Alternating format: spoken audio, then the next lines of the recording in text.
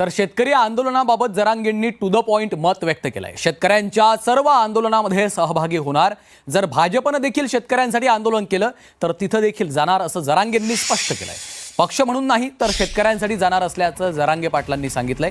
झी24 तासच्या to the point with Kamlesh Sutar या विशेष मुलाखतीमध्ये जरांगेंनी आपली भूमिका स्पष्ट केली आहे।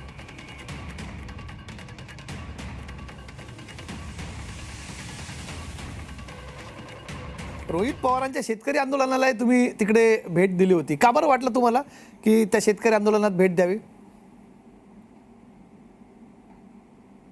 मी बच्चू कडूच्या पण आंदोलनाला गेलो होतो। जी जी जी आणि त्यांच्या पण गेलो, कोणाच्या पण जातो का, पण आपण का जाऊ नये? शेतकरी नावाखाली उद्या भाजप जरी उपोषणला बसलं, प्रसाद लाडभाऊ उद्या शेतकऱ्यासाठी बसले किंवा बावनकुळे साहेब बी बसले, तरी आपण जाणार शेतकऱ्यासाठी, पक्ष म्हणून नाही।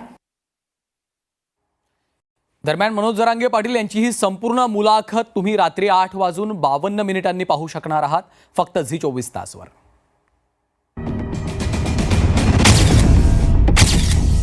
खोटे आरोप करू नको तुम्ही कोणाला म्हणता, कोणावर खोटे आरोप करू नका असं तुम्हाला म्हणायचं। त्या गुन्ह्याच्या लेकराला न्यायच मिळाला पाहिजे, आम्ही पहिल्या दिवसापासून म्हणतो। आम्ही समर्थन करणार नाहीत, बाप्पाच पोरग चुकीचं असेल तर बाप्पा करत नाही तर कोणीच करणार नाही।